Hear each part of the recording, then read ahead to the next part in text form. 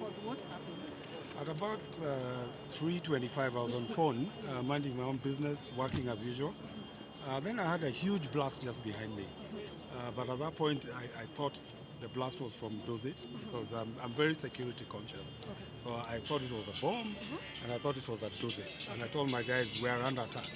So I got up, I dropped the phone, I looked for my car keys. Then, before I did anything, there was a shootout.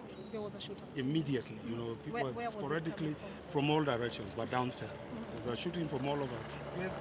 Employees are running all over the place. People are screaming. Guys are trying to run out, and in the process, when the shootout intensifies, people are running back.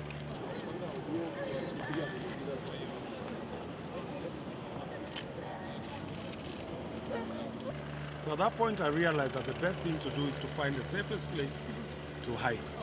So I veered because it's a long corridor. I went to the far left. I found myself, I found a store that was open, full of things that were piled up, so I went right behind and hid there.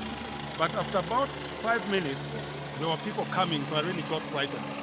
So those are other colleagues who joined me, including I think a colleague from a different office, I think on the 4th floor, who was going down through the staircase, and when the shooting intensified, they came back inside. So at that point, really, you don't know what to do. Your phone is ringing, people are calling you, you're trying to reach family to let them know that you're safe. Then something very strange happened. Shooting got very close to where I was. So at that point, I took my last prayers, and I told God, thank you for the gift of life. And if this is how it was meant to end, let it be. How many casualties have you witnessed? I haven't witnessed any because, there's evacuation going on. I wouldn't want to speculate at this stage on how many people are injured, how many have been dead, because I don't have that information. How fast did help get to you? I must commend our forces, because at one point I was really concerned because given that my phone was working, and I know a lot of people in security forces, I've got friends, and I made contact, and as I was talking to them, they told me, no, we're already on the ground. Because then when there's a shootout, you don't know whether it is the terrorists who are shooting or really it is the police. So I think because of that quick response, there was an exchange of fire, and that contained the situation. What's the situation like right now inside? It's still anxious, I must say.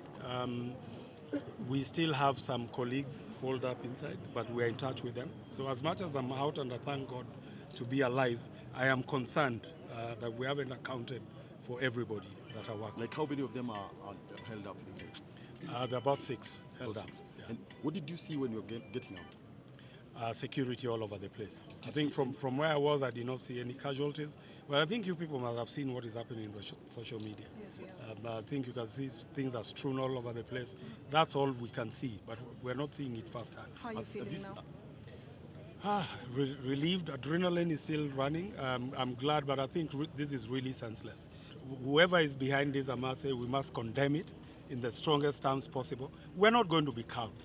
We won't be cowed, because if we cowed, then they defeat us. We must join hands together and find ways and means of fighting terror with all our might and resources. Because this is senseless.